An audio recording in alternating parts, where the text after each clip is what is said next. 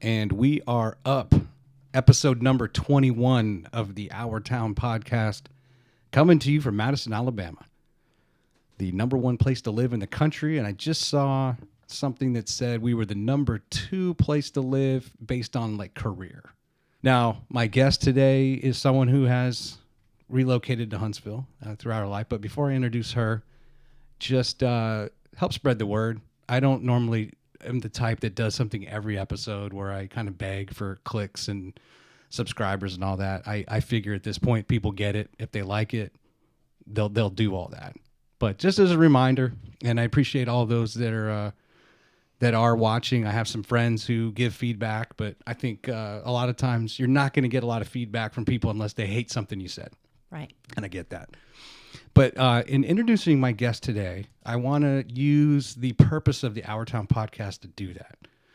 Because Tina Cooley is from the Cattyshack, which is located over at Lowe Mill. Lowe Mill is awesome. I think we experienced that within the first 2 or 3 weeks that we moved here from Virginia. But the part of this podcast is for those guests. There's going to be guests like you, and I'm going to introduce Tina here in a second, that most likely they're going to have a story written on them from the newspaper. Somebody might come along and you're going to get a couple quotes, a couple sound bites in a story. If you're on a podcast, it might be much quicker. It might be much more brief. And they only focus on the Caddyshack.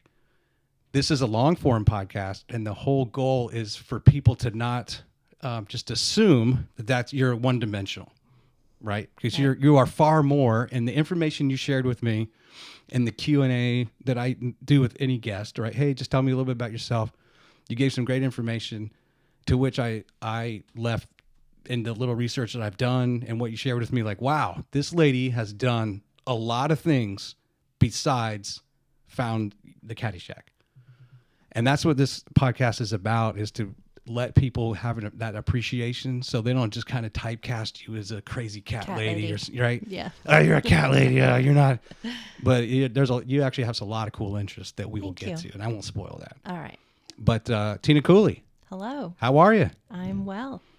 Good. Hanging in there. So just yesterday, it's so funny how things happen in life where I'll be totally ignorant to something. And then I find out about something like Hudson Alpha, Yes. the company you work for. I didn't know anything about Hudson Alpha until yesterday. I was at the state of the county. It was a lunch, and it was an address given by Dale Strong, our county commissioner, chairman of the commission. And it was kind of a State of the Union type thing, right, for the county. It was great. All the great things that they've done since he's been the chairman. And then Hudson Alpha was featured because you all are building a big new plant or something. Can you talk a little bit first about Hudson Alpha? That is your job, your main job. Right. Talk a little bit about your career and kind of what you do there. So at Hudson Alpha, I'm in the finance department. I'm not in the labs or anything, but Hudson Alpha is a biotechnology organization. They're nonprofit. And they have multiple labs and scientists and research facilities. Genome sequencing is what they're most well known for. There's cancer research going on there, ovarian and cervical cancer is a big one. There's a big event called Tie the Ribbons that they do. There's also a spring benefit that they do to raise money, but it all goes into research. And from what I understand, they're finding ways, they're finding certain things inside the genome that are specific markers for specific disease risks. And there's, multiple types of cancer, and there's certain markers you can have in your DNA to say that you're more susceptible to those cancers. So lots of research going on. I don't get to do any of that, but my daughter was in a lab there for a while. She graduated from UAB in 2018, and a few years later, she ended up in one of the labs there doing research, and she could tell you all the big names of everything she did. Yeah. I just know she was in one lab for a little while, and then when that scientist left, she moved into a different one that dealt with plant genomes, which is another thing that they do. Is they're trying to determine more sustainable ways to provide agricultural resources, cross-pollinating, developing new, I think they work with peanuts, and we just had a giant greenhouse built. That's also probably what they brought up at that event. And another building that Discovery Life Science is making their world headquarters. Okay. So that was the big building that just went up. So where are these buildings located? Is Hudson Alpha only an A campus? Are there multiple campuses throughout Huntsville and or in Alabama? Hudson Alpha has one main campus, and that is in Research Park off of Genome Way. Okay. And inside Genome Way is the main road, and then inside of that there's a McMillan Way and a Hudson Way. Okay.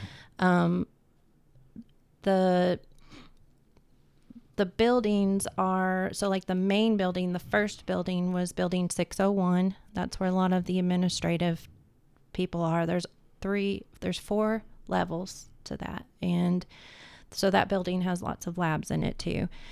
And then we've got building 701, which houses our IT department, and Smith Family Clinic, which is also with a,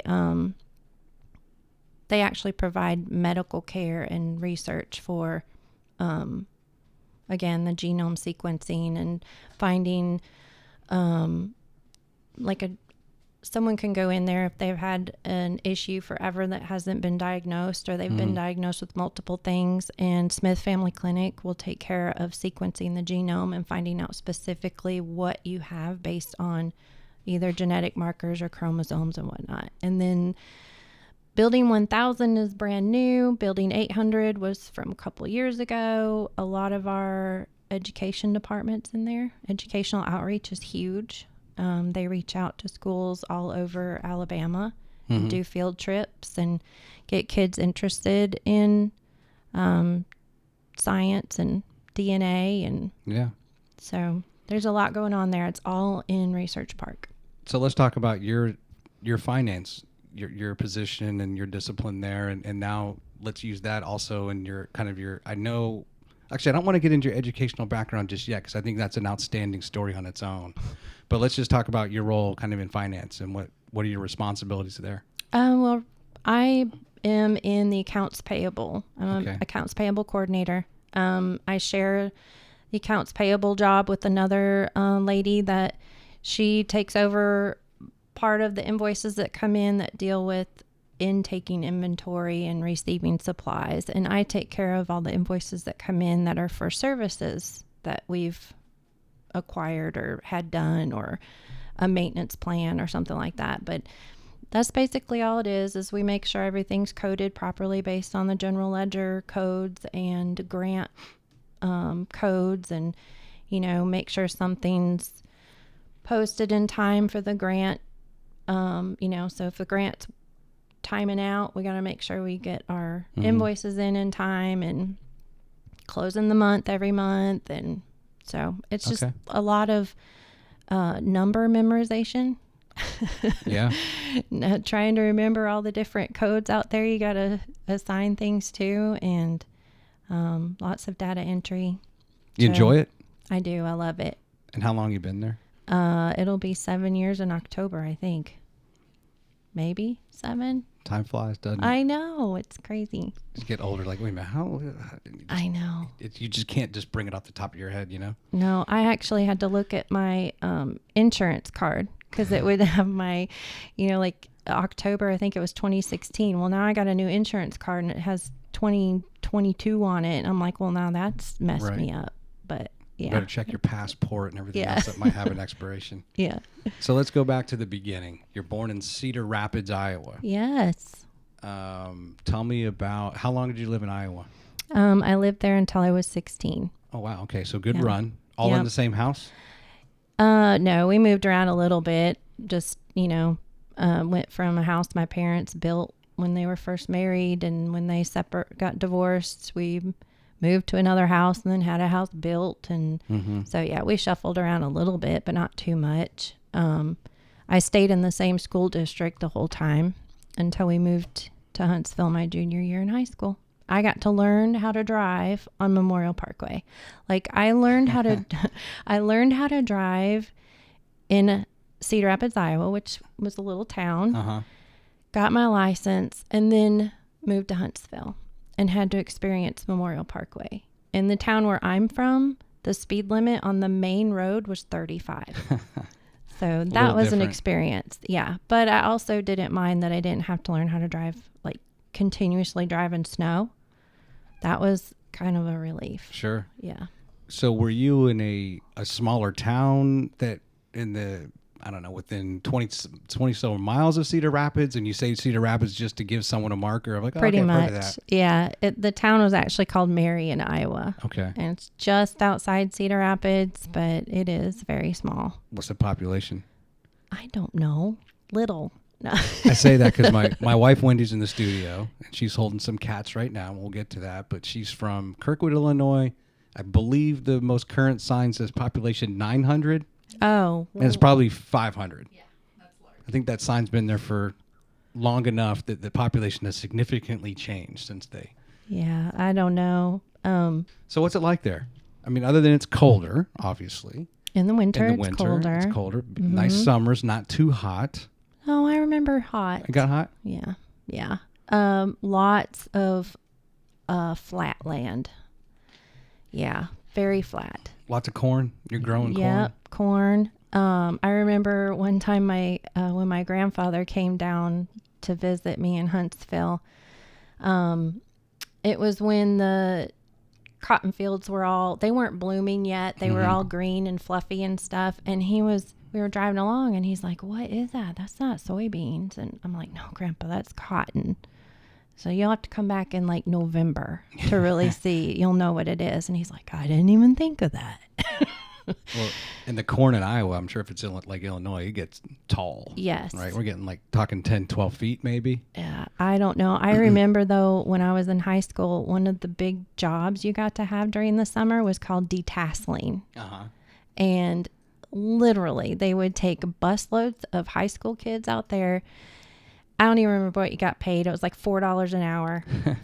And you would wear this like satchel around you and you would pull the tassels off the top of the corn stalks so they couldn't like reproduce, because you had to keep your corn growing. You didn't want it growing more around. So in the summer, in 90, 100-degree heat, they had kids out there in rows of cotton fields pulling these tassels off, and your arms would get all cut up. And I tried it once and discovered that I had like an allergy to the corn, and my arms got all broken out. And so I escaped that torture. And how much were they paying you?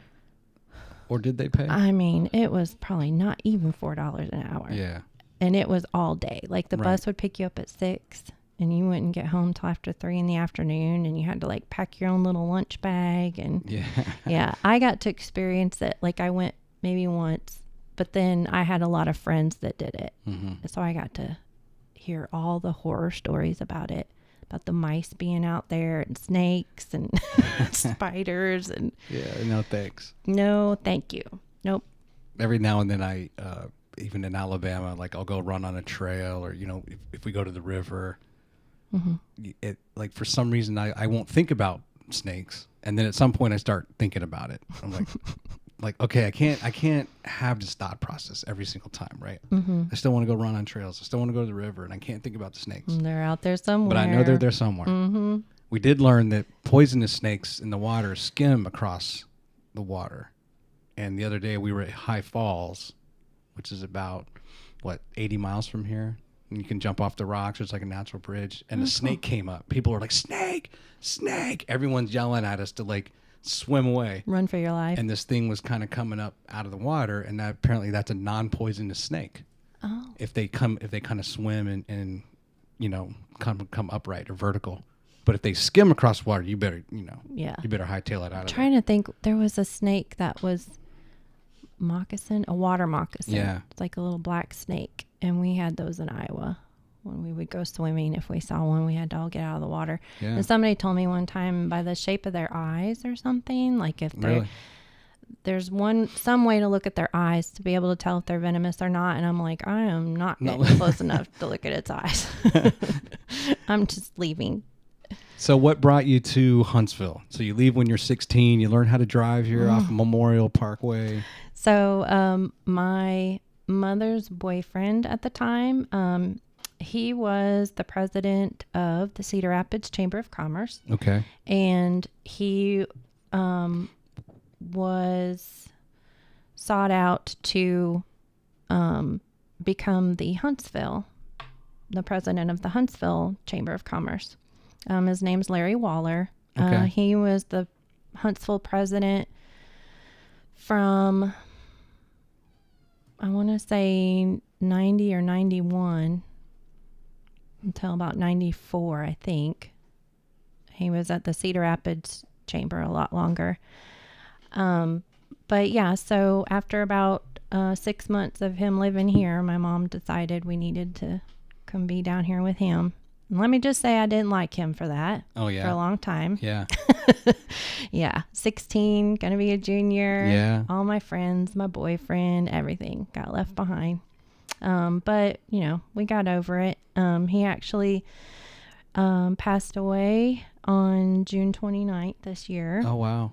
Yeah, we're going to have his service in Atlanta, which is where he has lived since, I don't think it's been like 25 years or so. So they've, you know, developed friends and whatnot over there. So we're going to have his service on Saturday. Yep. Oh, so I'm sorry to hear that. Well, thank you. He was 82 and perfectly healthy, just had some aches and pains here and there, and he ended up falling and fractured his pelvis. And while he was healing and waiting and going through rehab and all that, he developed blood clots. Gotcha. Yeah. And he was 82, you said? Mm-hmm.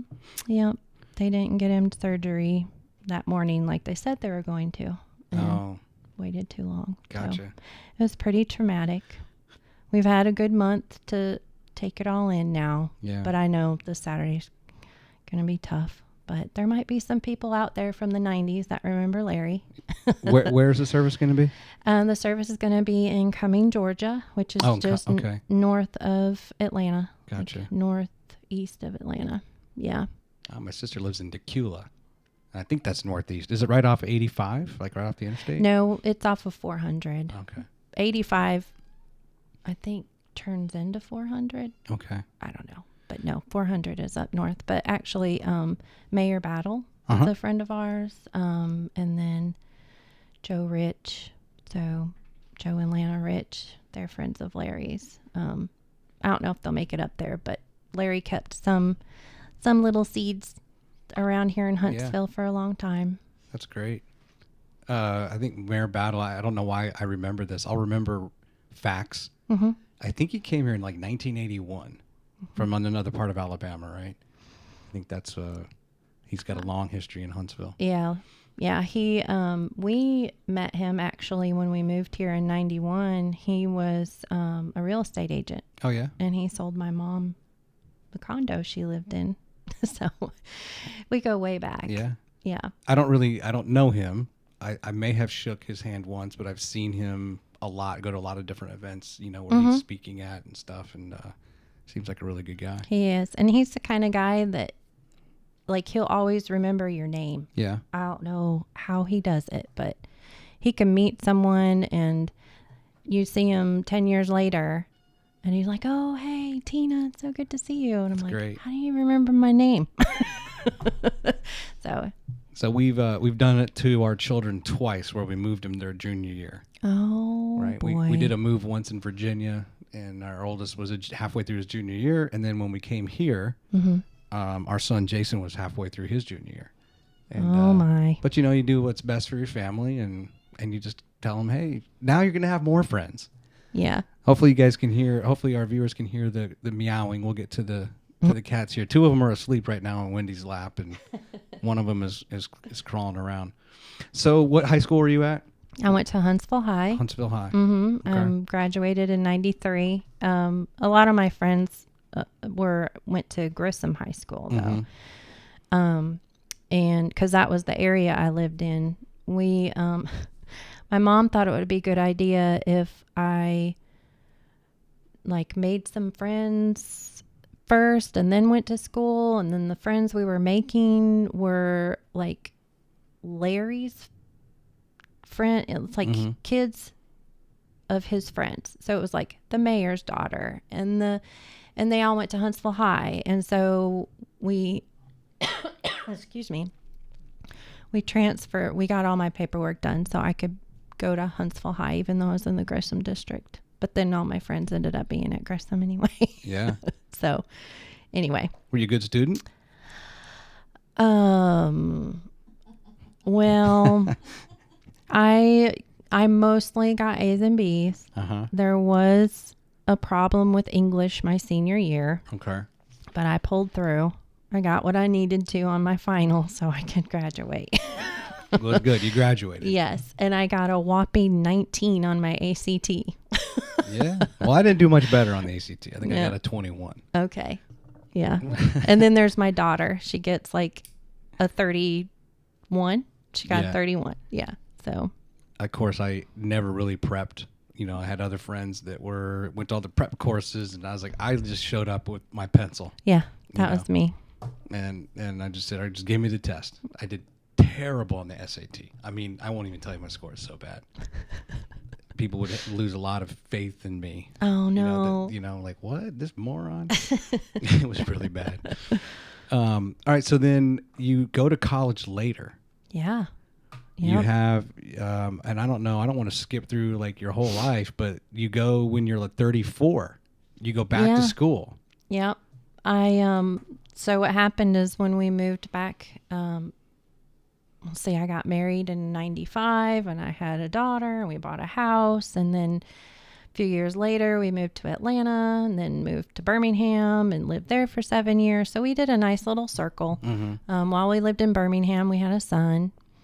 And so when we got back to Huntsville in 2007, I started cleaning houses to make ends meet. And I met a gentleman, Mr. Johnson, and his wife. And, you just kind of chat with people if they're home when you're cleaning and strike up a conversation here and there. And one day he told me, he said, I really hope that you do more than this.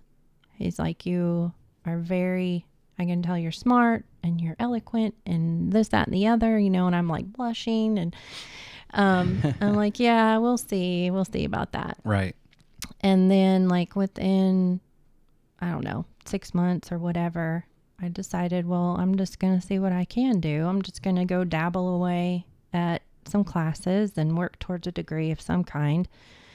And so then I decided I wanted to be a pharmacist. And I just kind of dropped everything and started going to Calhoun and taking my prereqs. And I got into trigonometry and could not do it.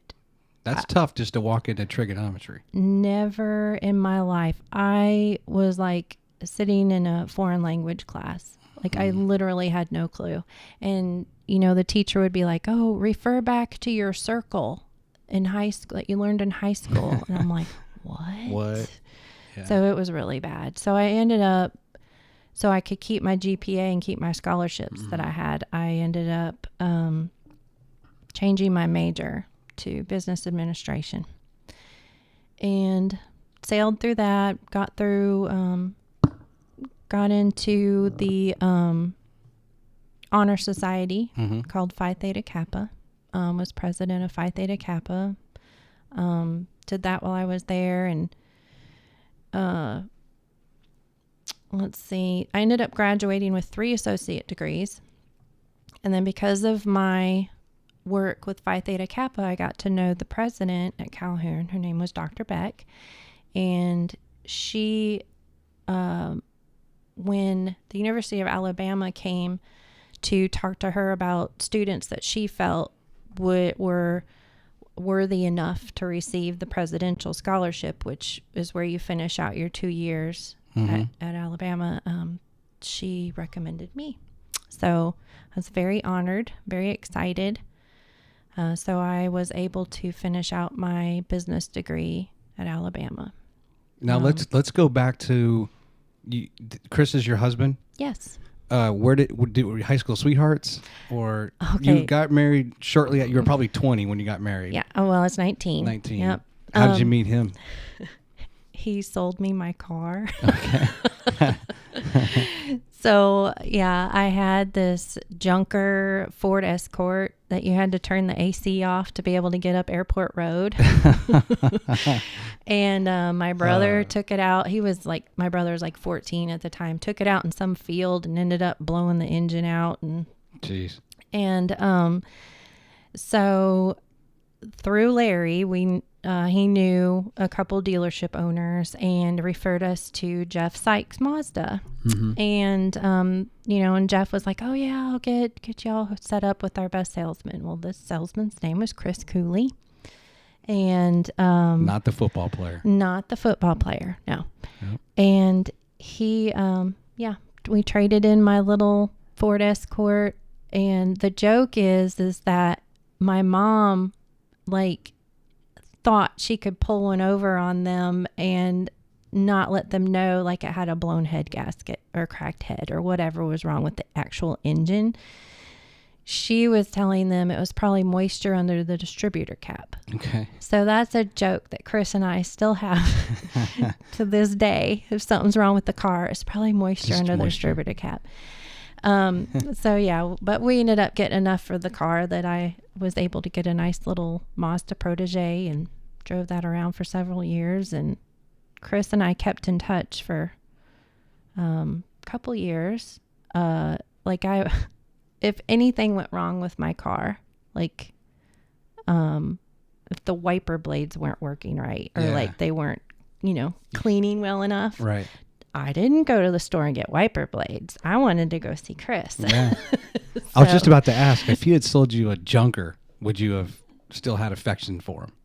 Oh, yeah. I would have been able to go see him even more then. Okay. Yeah. All right. The more stuff that broke down.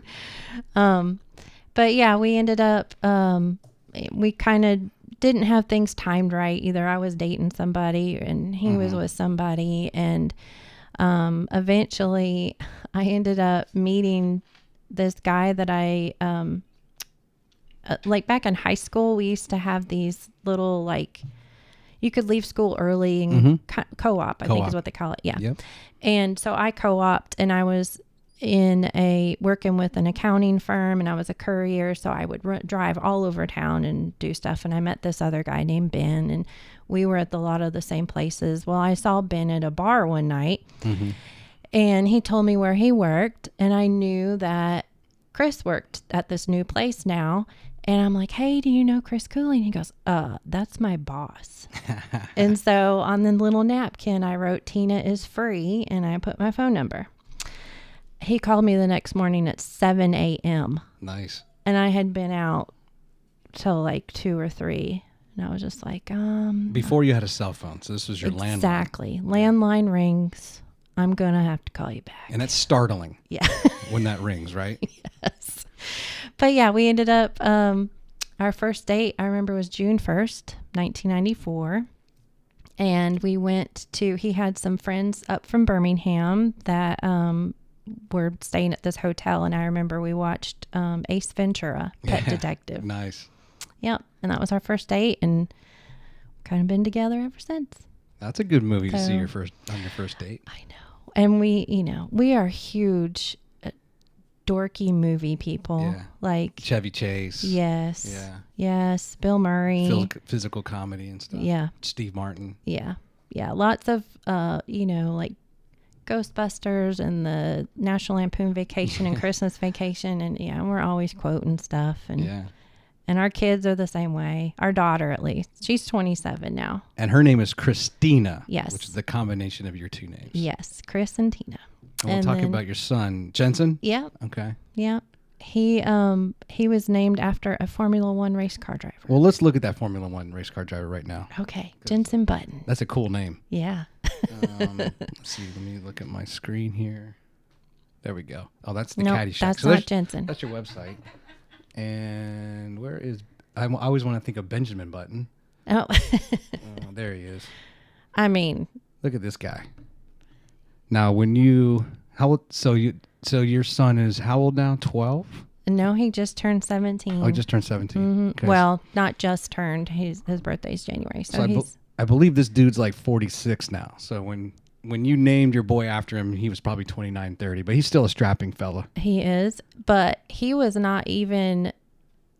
He hadn't just started in Formula One, but he was the up and coming. Like it used to be like Michael Schumacher and Mika Hakkinen and those guys. And then Jensen Button came along, and it was like after we named our son after him, he shot off to be like world champion Formula One driver. So because he found out.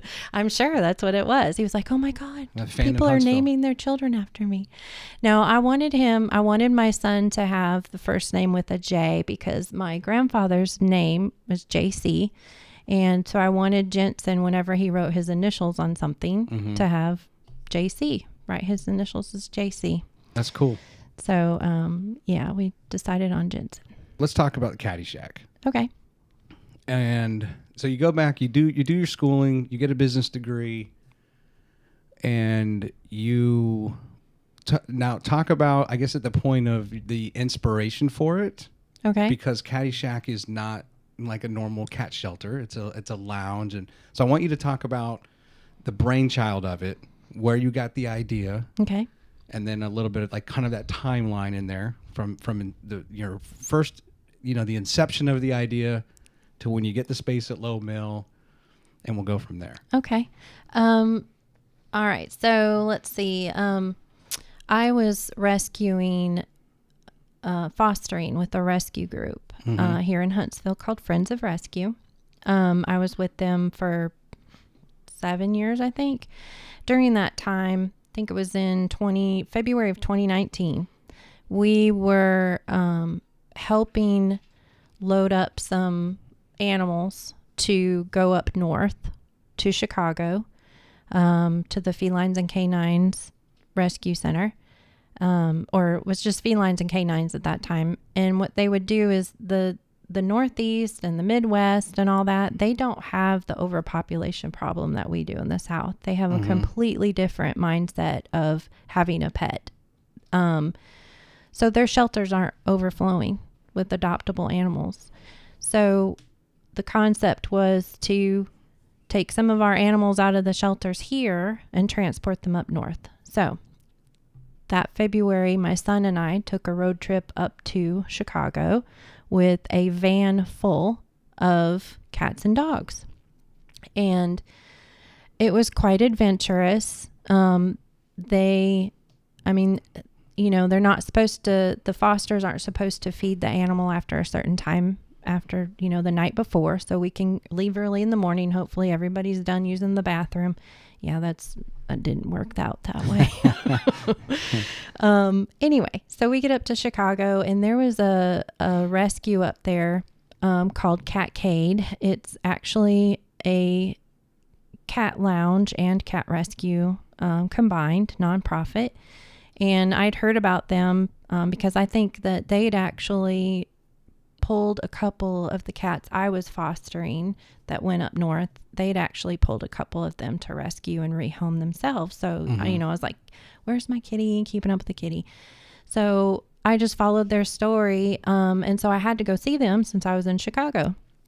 And so Jensen and I go up there and visit. And what it is you make a donation and you go into this room full of cats and full of refurbished arcade games.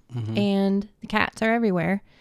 And there's other people in there with you, but you get an hour and they let you have a soda and you can buy t-shirts while you're there and all that stuff. And, it's to get the other, just to increase adoptions and socialize the cats.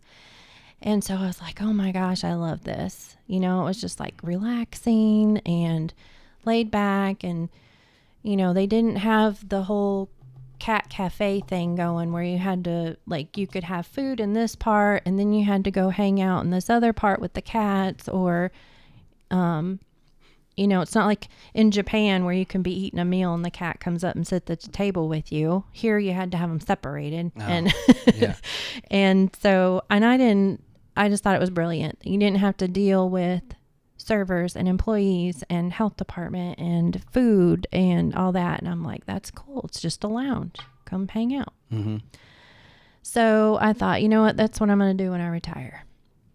Well, then April came along and I went to New Orleans for an animal care convention with a friend of mine. And we met Jackson Galaxy, who's he had a show called My Cat from Hell. Mm-hmm. And he is an amazing, like, cat whisperer. I actually refer people to certain episodes of his when they're having issues with one of their cats. Yep, that's him. So Jackson Galaxy, I met him and chatted with him real quick. I said, all these cat cafes that are coming up. I said, there's this place in Chicago that I love, and I'm going to do the same thing in Huntsville, Alabama when I retire. And he's like, why are you going to wait until you retire? And I said, well, because I have a full-time job right now. I need, I got to keep doing that. And he's like, well, are you rescuing now? And I'm like, yeah. He's like, well, why are you going to wait till you retire? And so, I thought about it and I'm like, well, if I already, I can find a network of foster homes and I know enough people in the rescue world. And so I went ahead and applied for my nonprofit license, and by October I had it, which that went a lot faster than I thought it was gonna. And I was slowly weaning myself away from the rescue group I was with as well. So it was like, now that I wasn't on their board of directors, I had a lot more free time. And after I got that, I'm like, well, here we go. I guess I'm going to see what I can do now. And so I started thinking about where would be a good place to have it, because I would want foot traffic. And then I was trying to decide, do I want to do walk-ins, and do I want, it was like all the little details. I was trying to decide what to do. And so by March. And at this point, are you glad you got a business administration degree and not a pharmacology? Oh, yeah. Okay. Yeah. But like, all right, this is all starting to like play right. out, right? This is getting real. I'm in the accounting department for a nonprofit. Mm-hmm. So I kind of knew, right. what receipts I need to save. But yeah, it just kind of all flowed together. And I actually did it all without an attorney. And I didn't use that LegalZoom thing. Right. I just filled it all out myself. So got that all done. 501c3. Yes. That's what you are. Right? Yep. Okay. And then I looked at Bridge Street as a place to maybe have one of their storefronts, because a lot of them were empty. Mm-hmm. Yeah, it was like $5,000 a month and didn't include utilities, and that was their smallest one. Wow. I was like, yeah, that's not going to work. Anyway, and I was familiar with Lowe Mill, but I wasn't sure how they would feel about having animals in there. I had already worked with them getting their feral cats there. They have working cats there, which is their outdoor cats that keep the mouse population at bay. So they live there full time. There's a whole group of volunteers there that go and feed them every day at 10 o'clock. We get pictures of them. They're not so feral anymore. You can pet them and love on them and stuff, but they pretty much stay away from the guests in the high traffic area. So I'd already dealt with Lowe Mill on that aspect. And so I went ahead and filled out an application for a studio, because you have to, it's called being juried in. You have to be juried in, which means people actually look at your application and your history and whatnot and determine if like you're worthy of a studio. It's a vetting process. Yeah. And so I'm filling out the application and it's all these questions for like art, what's your medium, and, have you won any awards and all this stuff. And I'm like, well, my medium is cat fur. And, but I ended up getting in. And so, as I remember, we were at Red Lobster and I got the phone call that my application had been accepted, and I like squealed and my family's looking at me, and there's like another family at the table down from me that's like looked over to see if I was okay. And I was like, I got into Lowe Mill. I was so excited. And they cheer for you, like the restaurant patrons. Yeah, I mean, they didn't know what I was talking about, but I think I got a thumbs up. But I was so excited. And then I just had to wait for one to open up. And then the other thing was I had to wait for one that had a ceiling. Because of the cats, they didn't want me to be able to have one that had like the open walls, like a lot of the studios have on the first floor, especially, but, 'cause it's just wide open area. So I had to wait for the new side to open up. And once, let's see, there was a store down there that moved up to one of the other floors in the building, and so their studio became available, and they asked me if I wanted it. And at first I was like, this is really small. Like, I wanted something bigger. Mm-hmm. But it was my chance to get in. Sure. And so we did it. I signed the lease on February 1st, and by March 5th, we had our first groups of people coming in with reservations. And March 6th, the whole world shut down. So we didn't have any more reservations for a while, but we just continued to kind of, tweak things here and there. And we still rescued. I still had some foster homes sign up. We still pulled kittens from the shelters. We still fundraised online. We just didn't have the lounge at that point.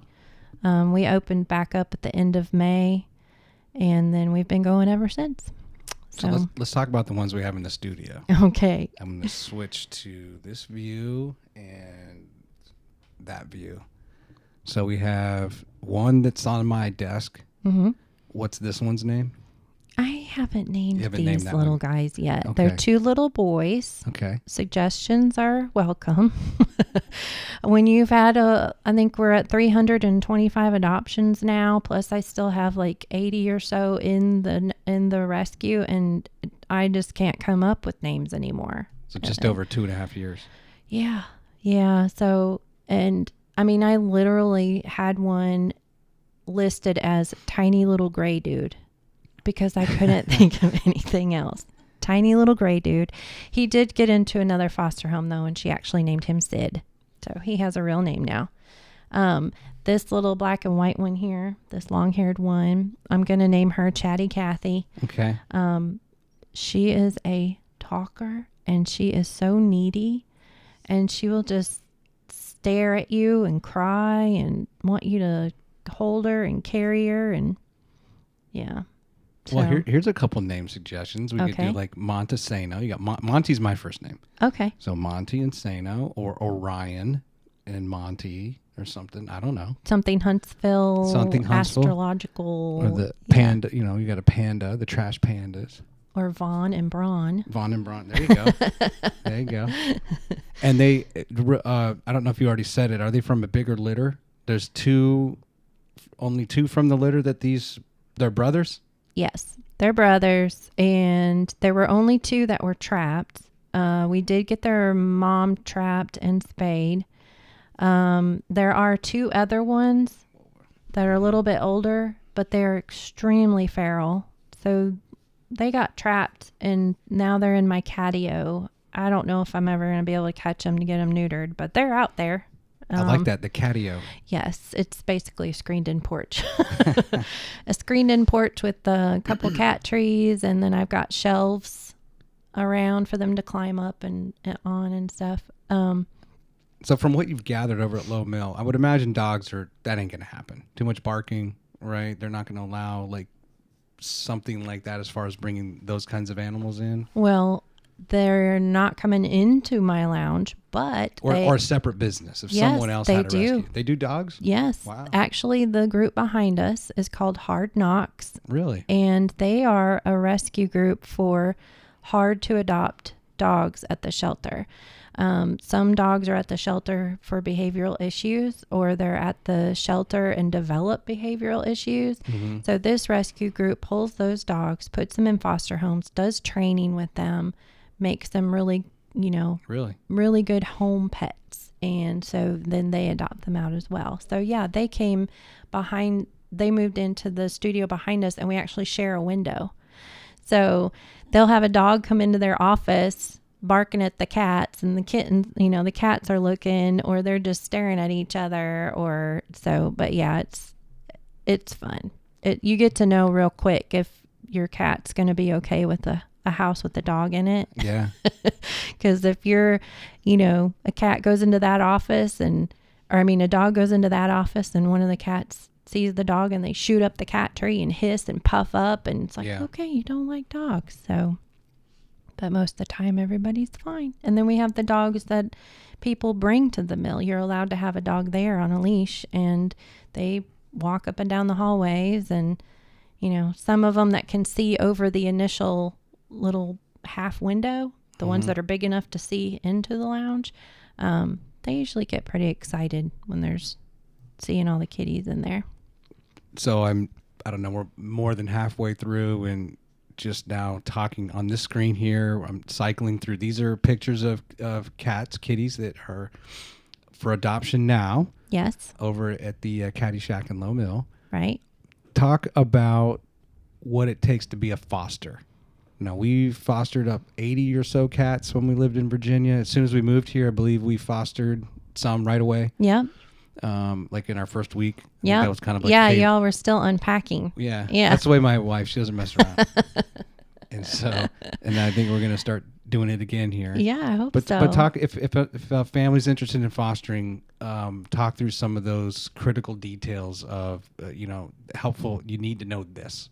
Okay. Well, luckily fostering is actually pretty easy. The only requirements that I have is that you know how to set an alarm on your phone and put things on your calendar, because I can't keep up with making sure you get to your vet appointment on time. And, you might need to remind me that your cat needs a vaccine. You have to be able to send me pictures if you're worried about, an eye problem, or I'm embarrassed to tell you how many pictures of cat poop I have on my phone. Does this look normal? It's right. Exactly. What do I need to give them? But yeah, I provide all of the food, supplies, and pay for all of the vetting. So you basically are just responsible for, it's time for their dewormer. You got to give them their dewormer. You got to bring them to the lounge to get their vaccine. When they're 2.5 pounds, we can start coming to Cattyshack. Fosters drop off the kittens Thursdays at 11:30 and pick them up Saturdays at 6:30. So they go on little play dates for the weekend. We don't actually, right now during kitten season, I'm just so full that we're kind of taking turns of which cats are coming in and which ones get the weekend off, because there's too many. So yeah, it's just a lot of shuffling, and I get confused. I get lost, but we're still trying. But yeah, being a foster is really easy. You just need to have a safe home, good environment. You got to be careful if you want to foster kittens and you have wires or plastic bags or hair ties or ribbons. All of those things aren't good to be around cats. Things like that you got to take into consideration when you're ready to foster. Now, what about on the adoption side? So there's probably, I know in our experience, I was kind of surprised that you're not going to adopt them as early in their life as you would think. Right. Right. They need to be spayed or neutered. Right. They have to have their shots. So now kind of do the same thing. If you're going to adopt an animal from a rescue, you need to know this. So if you want to adopt a kitten from Cattyshack, first you have to fill out our application, and we'll review the application. We'll look at the environment and the kitten you want to adopt. Is it a good environment for that kitten? Is there another cat for them to play with? Is there a dog there that may be a prey-driven breed? Is there a doggy door in the house that the cat could get out of. We do a vet check. We want to make sure that the animals in the home are current on vaccines and they have also been spayed or neutered. We want to make sure that there's not a history of any declawing. Part of our adoption contract states that you cannot declaw. And what else do we do?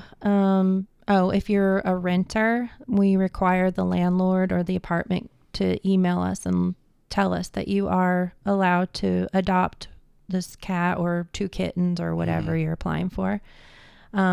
We do have people apply that still live with their parents, and I'll make sure the parents are cool with it. Even if it's a 24-year-old, I did that the other day. I was like, I know she's old enough to fill out the application, but she still lives at home, so I need to make sure mom and dad are cool with it. So, and our kittens are all ready. We do our spays and neuters at 3 pounds, which is a good guideline for a 12-week kitten. So they can get their rabies shot at the same time. And that's just one less vaccine an owner has to worry about, right after adoption. Right after adopting a cat and paying that adoption fee, I don't want them to have to go to the vet in 3 weeks and go get another shot. So I take care of all that before we adopt them out. And they're feline leukemia and FIV tested. They get their distemper vaccines. They'll get their rabies shot. They get microchipped, all of that. My adoption fee right now is $95, no matter if it's a kitten or an adult or a purebred Persian or a barn cat. It's going to be $95. And trying to think what else we do that, the adoption applications are a little more, we go into a lot more detail because, that's a 15 or 20 year commitment we're talking about. Yeah. The foster applications, I just want to make sure, do you have a doggy door? Is there any risk that this cat will get out and run off? And let's switch over. I want to bring up your website. Okay. And I always like to bring up if a guest has a website and kind of walk through those things that are, kind of most important to them. But do you remember that's a beautiful cat. This was one of yours, or you just take the image? I just bought that picture. Okay. Well, we'll name them, I don't know, something. It has one green eye and one blue eye. Yeah. You can't really tell, but. I want a chance for you to talk about your staff, of course, but anything you would like to highlight on your website? Any particular section or? Well. There's a good, background here. I think a good point is you have to have a reservation. Okay. I especially so when COVID started, and we were trying to keep things, organized and not mix people and parties and stuff. So ever since that started, what you do is you make a reservation for your day, for your hour, and you can have up to 12 people with you. So we're not mixing parties. I don't care if one person comes in for an hour. I don't care if 12 people come in, but it's one group of people together. Okay. And we do run reservation every hour. We're only open Thursday through Saturday. We use Wednesdays to, it's kind of prep for the weekend, and maybe someday we'll start taking reservations on Wednesdays, but my Fridays and Saturdays, unfortunately, they're booked pretty far out because there's not very many. There's only 8 slots. Yeah. So I wish there was something I could change about that, but I get so many compliments on how people enjoy having the spot to themselves, Yeah. And especially people with social anxieties, they want to come in on their own.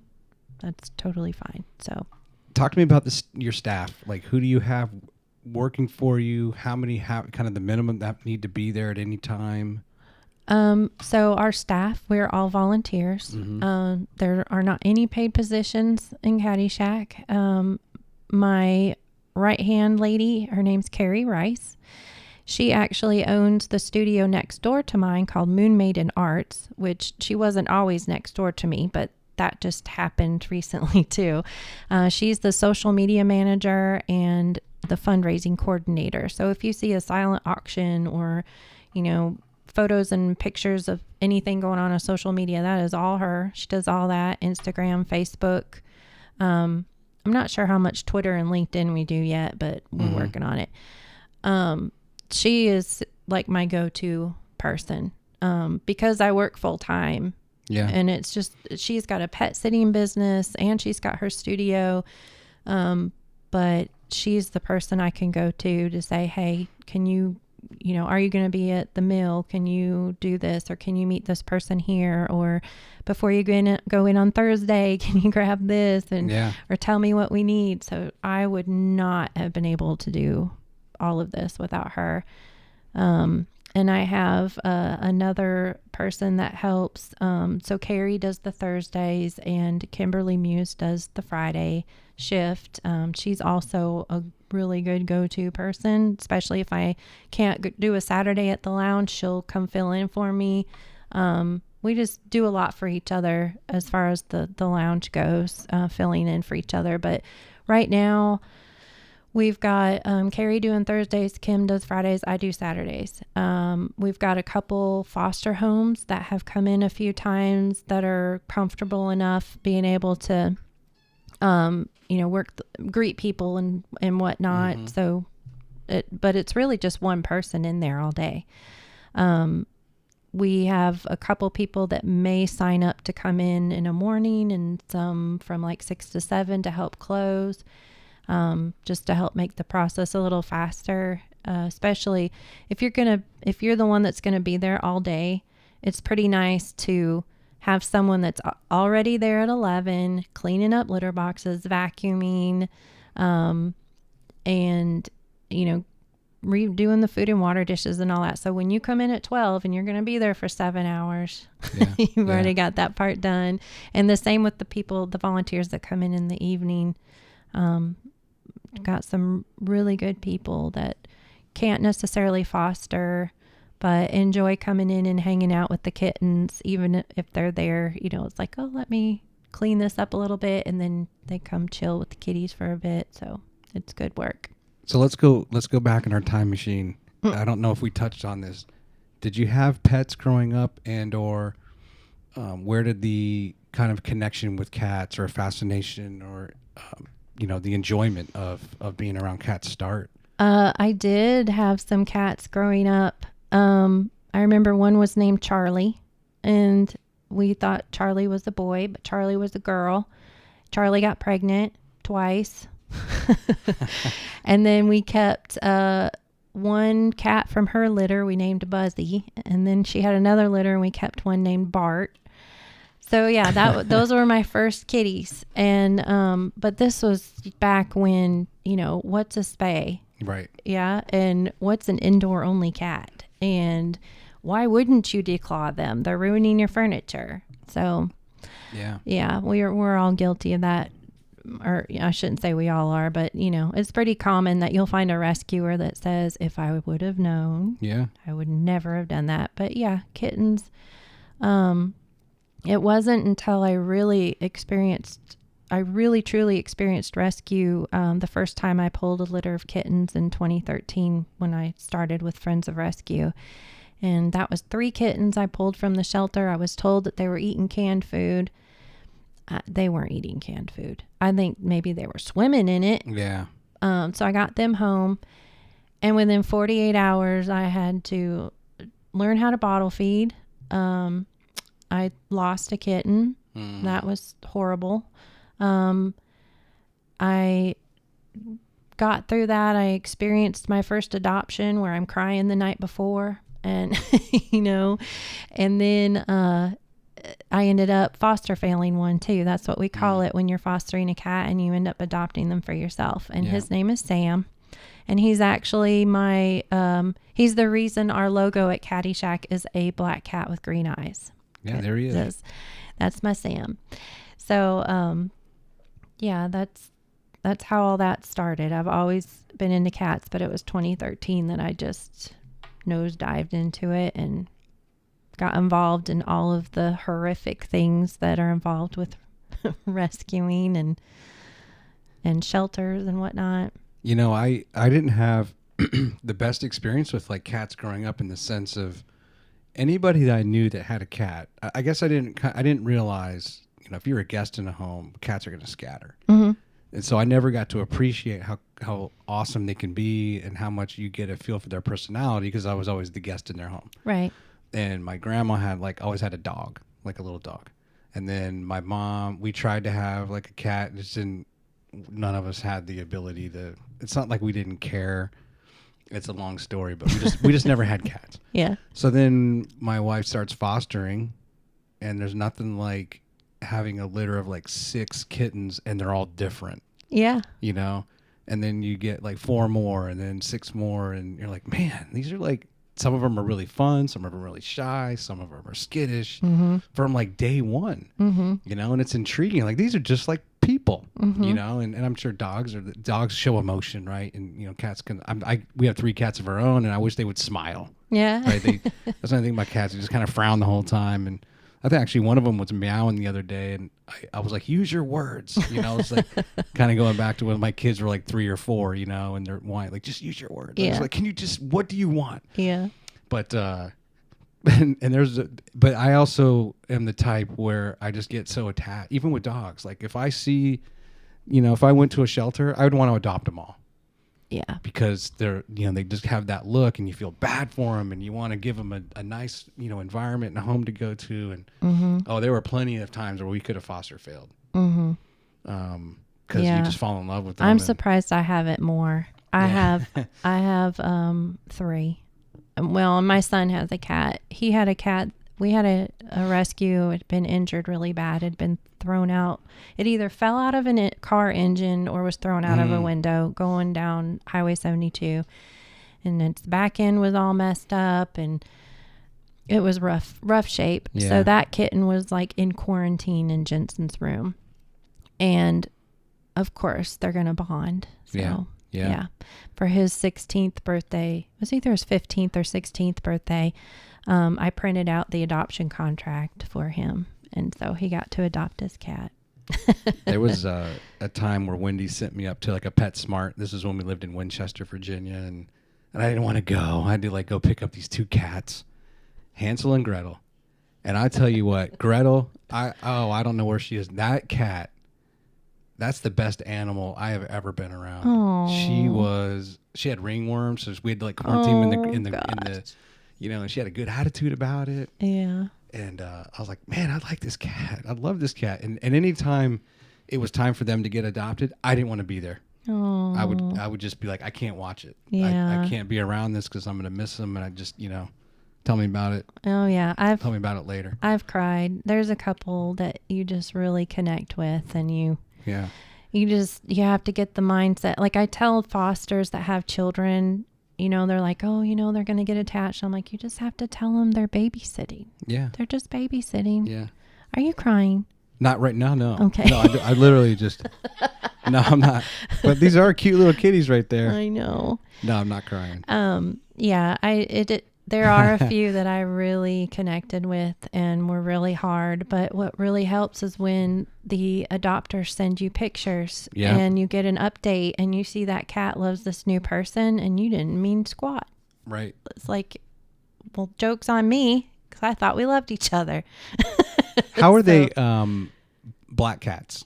Yeah. We had a hard time. I know in Virginia they had a hard time adopting them because of people can do bad things to black cats or they don't want a black cat. At one point we had 3 black cats from that same litter, and we had when they're really small, they would go in our bathroom, and then they would get out of the bathroom and have access to the room, and then when they got bigger, then they'd go to a different room, and then ultimately they'd be in the basement of this house we had. And we had a cat tree thing down there, and it was black, it was a black upholstery. Yeah. And you'd go down to play. You go down to the basement. If you didn't turn the lights on, you're like, wait a minute, where's those black cats? And then you look over in the cat tree, and you see 6 eyes looking at you, little eyeballs. Yeah, they're not mean cats. No, but they just the way they are, they were stealth. Yeah, they were stealth. But and I was really interested to make sure those got adopted. They went to some shelter, or not a shelter, a cat lounge type thing in West Virginia, and they had a webcam, and we watch them. Oh, that's cool. And eventually they all got adopted. Thank Yeah. goodness. But they were such good cats. Yeah, it takes, unfortunately, it does take the black kitties a while.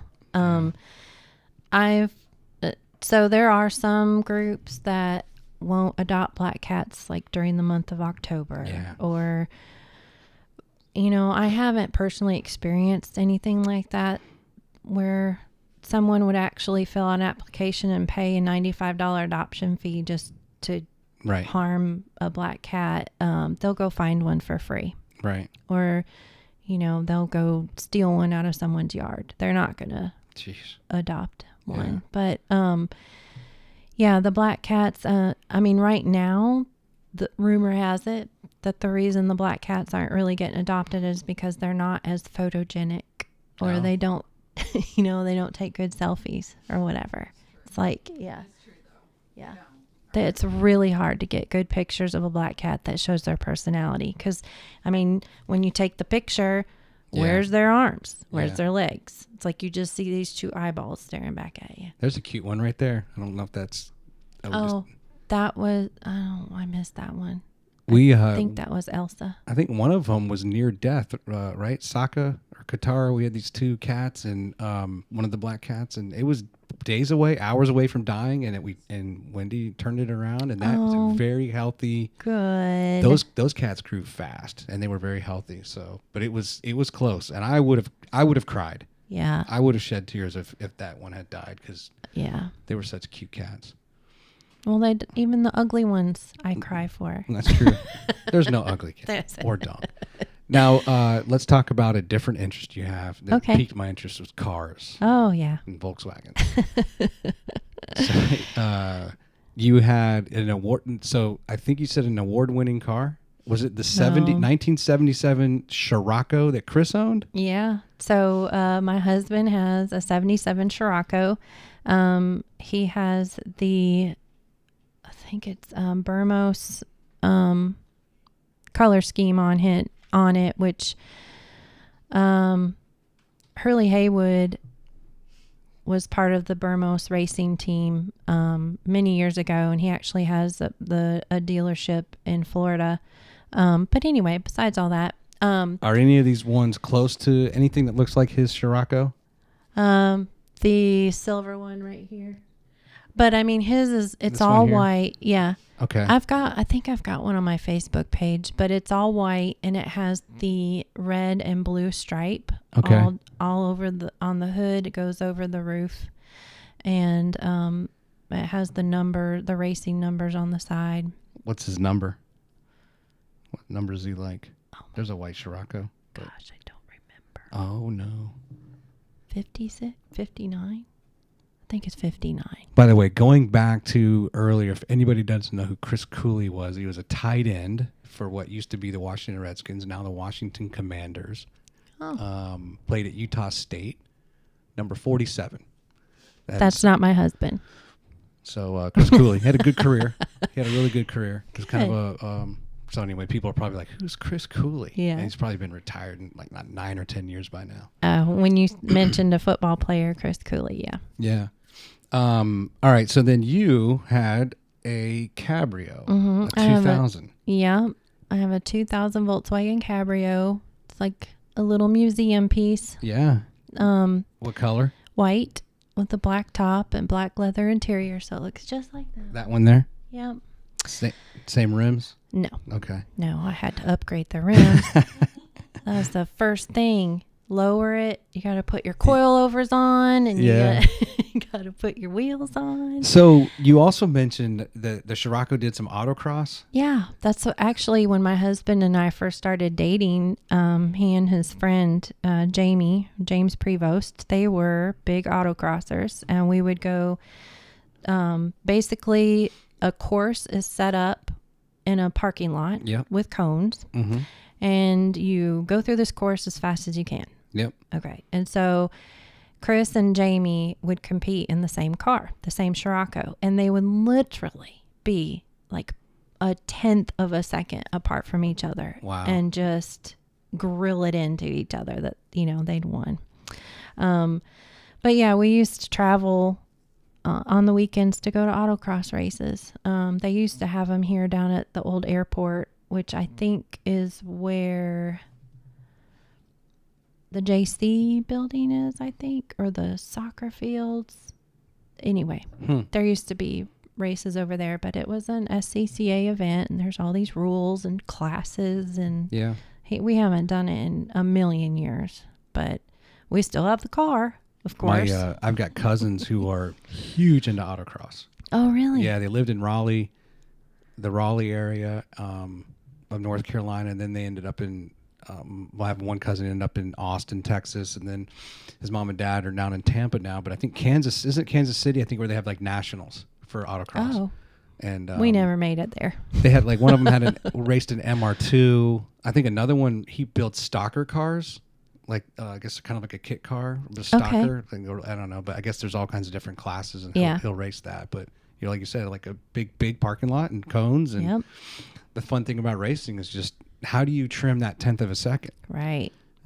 You don't blink. And I think a lot of people who don't appreciate racing, it's like, well, until you do, but they start really getting into the science and the physics, right, of like aerodynamics and friction, and then it turns into this passion of how do I make this car go faster? Right. And see, I was into drag racing a lot when I was younger, not always legally, but Martin Road, you said, right? Yes, the Martin Road. Shout out to Martin Road back in the day. I had a 6-speed Z28, and I remember... That's a T-top? It was, yeah. And I remember me and my friend would go up there, and the windows were all dark and tinted, but, and I'd pull up to race somebody, and then the next thing I knew, I could hear people, that's a girl. But, now, I mean, we just watch a lot of drag racing on TV now, and I just can't get over all the computers and I know. It's like, are you really racing, or is the car driving itself? Right. So, but yeah, it's... Now, how do you feel about like Teslas and electric cars? I mean, I know that they go fast. Yeah. And they go faster than anything sort of fuel combusted, but what's your thoughts on electric cars? Oh, I don't know. I don't really have any thoughts. The only thing that I think is cool about a Tesla is it has a button for ludicrous speed. And that's the only thing I've ever heard. Yeah. I've never driven one. I don't know. All this electric car stuff just makes me nervous because the batteries have to be created. Yeah. And the batteries have to have a place to go. Yeah.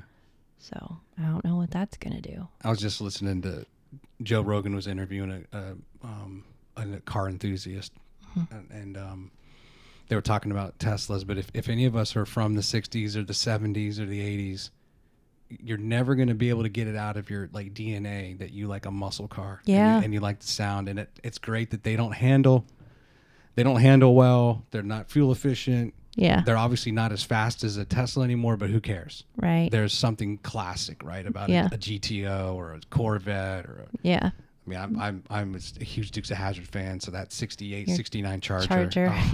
My brother has a GTO. He has a 1968 GTO that he's rebuilt that engine like 9 times. Yeah. It's awesome. My dad had a 69 GTO. Really? Yeah. Not when I was born, but I saw pictures of it. But I remember he did get Smokey and the Bandit's car. Oh, yeah. I mean, who Trans didn't Am have one or of Firebird? those? That was a Firebird. Had the big Firebird on the hood.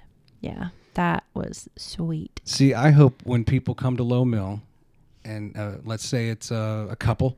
Yeah. Hopefully one of the couple will be into talking about cats, and the other one will be interested in talking about cars. Yeah. Right? They learn that. That is so funny because actually one of the recent adoptions I had, I complimented the guy on his Volkswagen. Mm-hmm. He had these super cool orange wheels on it. And I'm like, dude, I'm glad my son's not here right now because he would die over your car. And we said something. I said I got him a GTI, an 07 GTI, and it's a hunk of junk, and it's got electrical issues, and I'm just ready for it to be over with. And so we started talking about cars, and then realized we knew a lot of the same people. So it was like small world. Yeah. It's like, yeah, I know Greg. Yeah, I know. And so, yeah, we ended up having some mutual friends. But So yeah, we've talked about cars and cats in the same place. My first car was an 86 Jetta GL, Oh. white. And then I had an 87 Jetta GL. Then I had a 99 Jetta. And now I drive a 2016 CC. Okay. And they don't make the CC anymore. No. It's now the Arteon. Okay.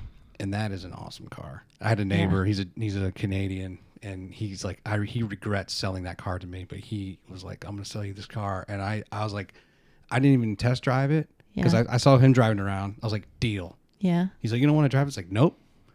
And it only had like 14,000 miles. Oh, wow. And that car has been awesome. Yeah. I haven't had any problems. Although I remember growing up and people who had Volkswagens, you could turn the wheel and then the windows would go down or the horn would just honk, like all kinds of weird electrical stuff, like. That sounds like my son's car. Yeah. Oh, bless it. Yeah. We have a joke at home that it's a Volkswagen. It's like, this doesn't work. It's a Volkswagen. We call it Farfignugan in our house. All right. We're going to play the quick six. What does that mean? Well, good. I'm glad you asked. It's a boy. game. Okay. It's, let's see here. Let me switch screens. It's game time, but that's not me. I want it to be you. So let me edit this out here.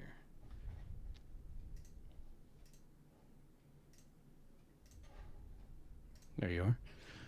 This is the game where it just sounds cool. The quick six. Okay. I have 6 questions for you. Okay. Maybe 7.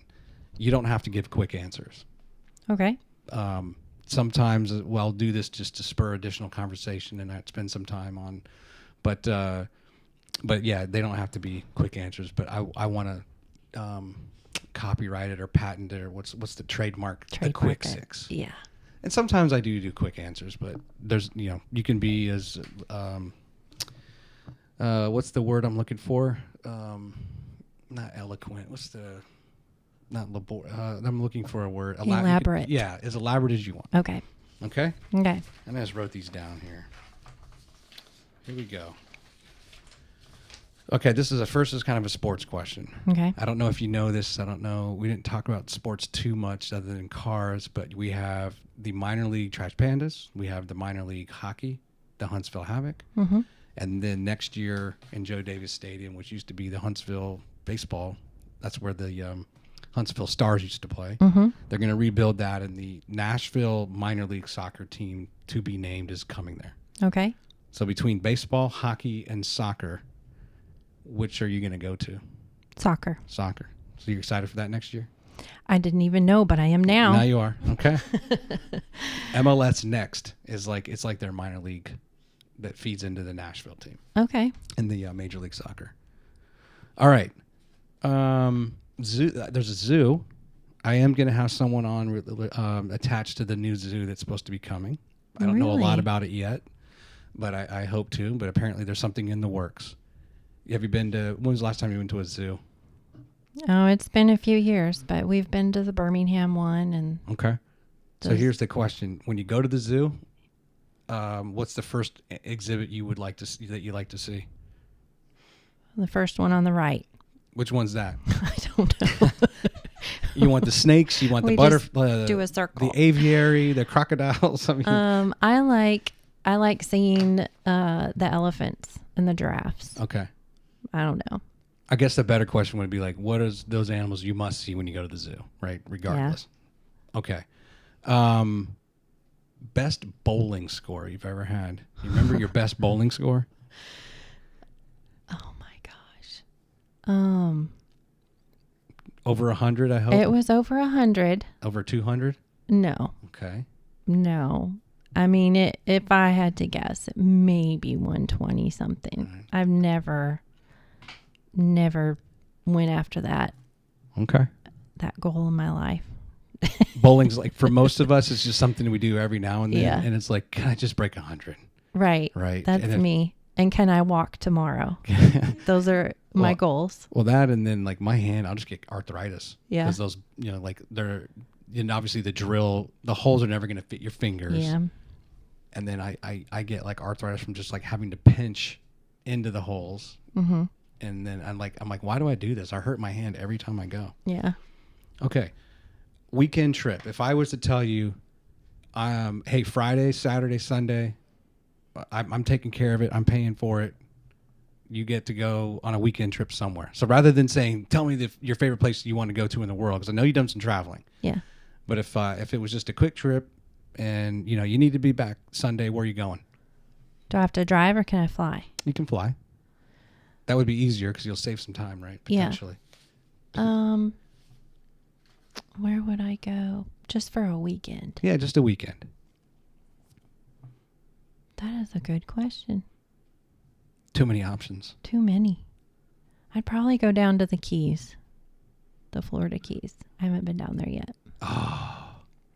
Okay, I'll show you something when we're done with the quick six. I got something prepared for you. Okay. Because anytime the Keys come up, if people have watched my episodes, I'm going to talk about Key West, and I'm going to talk about Dry Tortuga. Dry Tortuga. Oh, good. You've never heard of this? No. Oh, you're going to be. The only thing I know about Key West is Hemingway's cats. Oh, yeah, we've been there. Yeah.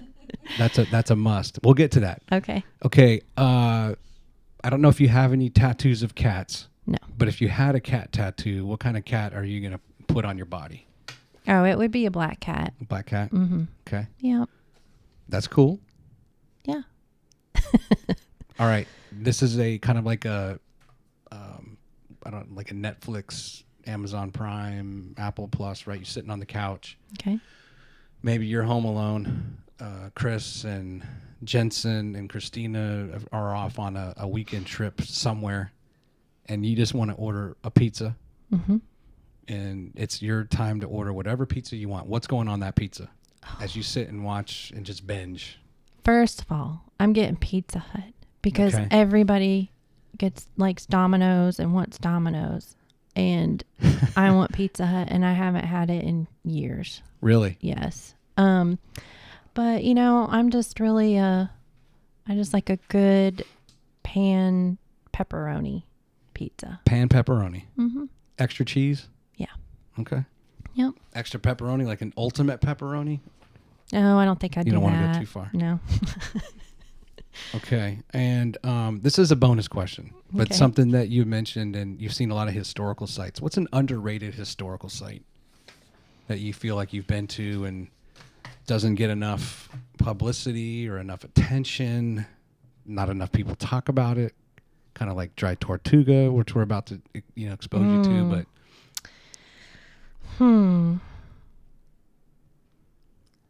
That's a good question. There was a lot of stuff so last time we traveled, we did Savannah, Charleston, and St. Augustine. Mm-hmm. I think we put Tampa in there, but that was just an overnight visit to stay with my dad. But we did it all, and now I get them all confused. Like, I don't remember, where did we see that jail and where did we see? But I remember Charleston had a lot of historical stuff that I never knew about. I mean, I just went because I wanted to run into Bill Murray, but which I didn't. Right. But yeah, it was. And there's a lot of shopping there, but there was some pretty cool stuff in Charleston that had to do with, they've got the fort there, and again, I might be confusing it with St. Augustine. There was a fort there too, but I don't know. I think if you go on like one of the ghost tours, some of the ghost tours that are around there, you actually learn some of the history and when something happened and how it happened, and you're like, why didn't we learn about that? Yeah. It's a big deal. Yeah. But I can't think of anything super specific right now. St. Augustine's a good one. Yeah. There's that pirate fort there. What's it called again? It goes back to like the 1600s and stuff. It's funny because we used to. The Fountain of Youth? No. Ponce. It's not Ponce. Anyway, it doesn't matter. But there's a huge history. And we lived in we had a house in Palm Coast, and a lot of my mother's side of the family lived in Palm Coast, which is just 20 miles south of there. So we went through St. Augustine a lot. Oh, cool. But not enough for me to remember, even though I've been to that fort 3 or 4 times. But you start hearing the history, and it goes back. It's like one of the oldest settlements. When people came over here and started exploring, and running into, the coast of Florida. Yeah. And all the cannons and stuff, right? Into trying to Yeah. fight off the pirates and all that kind of stuff. Yeah. We have instead of doing souvenirs when we visit those things, I'll take a rock from off the ground. That's our souvenir. Like, this rock came from the 1700s. I'm sure of it. Yeah. All right. That's the quick six. Okay. Now, take a look at the screen. Let's see here. We want to go. Why isn't it coming up here? Control 4. Something's going on here. Oh, I know why. I switched. Okay. I have to do a little bit of editing. Or not. I'll forget, and I won't do it. Okay. So when you go to Key West, there's a ferry. And there's an outbound out to, it's called Fort Jefferson. Okay. This was built during the Civil War, and they never finished it. Oh. And I think they sent prisoners. It was a prison, we sent prisoners there. But they never finished it. It is huge in size, and it sits out 70 miles west of Key West. And the ferry will go out in the morning, and you can camp. There's very primitive camping. Wow. A couple of different shots of it. I'm sorry. It's like a tropical Alcatraz. Yeah. Look at, and it is, here's some close-up pictures. That is some of the best snorkeling we've ever done is around the walls. Now here's kind of like a moat. Uh-huh. That's not real spectacular. I mean, they do what they can to put some dye, in the water. But here's on the right side of that wall, there's this reef has been built up. It's phenomenal. Wow. And you can snorkel all the way around that perimeter, which is a good, I don't know, it's probably 2 miles. It's huge. But we really enjoyed that. And then, of course, the ferry ride comes back in the afternoon. So they'll feed you breakfast and lunch, take you out there, probably going about, 30 knots tops, right? So it takes about an hour and a half, 2 hours to get out there. Wow. But you spend all day, and there's kind of a beach area. And it is incredible. That is cool. And, of course, you can tour the fort, and there you can see where the prison cells and, where they mounted the cannons. But there's also a lot of unfinished brick. Mm-hmm. But I mean, it's amazing how many. I hadn't heard of it either. But when we went to Key West last summer. It was last summer. It was last, wasn't it? I think it was 2. No, it was last year. It was last year, and my aunt found out, and she's like, "Oh, you have to," because she lived in Daytona, and she just never went. She's like, "You have to go to Dry Tortuga," and we're like, "Well," and it's kind of expensive. I think it was like $200 round trip for one person, and there's 6 of us in our family, but we did it. We did it. And she was right. It is a... so does it cost that much, and you get the ferry ride and the meals and all of the activities? Yeah, well, activities are on your own. They just kind of drop you off, and you do whatever you want. And then if you want to stay and camp, well, then that's free. I mean, they're not charging you to camp out there. Oh, cool. I can't remember what... I mean, there's some restroom facilities, but I think it's bring your own food and water because there's nothing there. Wow. And that ship leaves at night, and it's just you. Oh my. So that's a good place to go ghost hunting, I bet. Oh yeah, it was. I highly, highly recommend it. Cool. Let's see. Any final thoughts? Any shout outs you want to give? Any I don't know. Any thank yous? Any you want to profess your love to Chris? No. Not today. No offense, honey. No, I just, go through day to day. I'm grateful for all the support that we have for Cattyshack because, like I said, it is nonprofit. And so it takes donations to pay vet bills. And I just really wish people would spay and neuter their pets and, find a stray and find help to get it spayed before it shows up with a litter of kittens on your porch, please. And, get your barn cats fixed. I know some people think they don't need to because it's a barn cat, but 2 cats can produce 420,000 offspring in 7 years. Are you serious? Whoa. Yeah. Wow. So now there's a stat for you. Right. So, of course, that's with each litter producing 2.5 viable cats that could also reproduce with each other.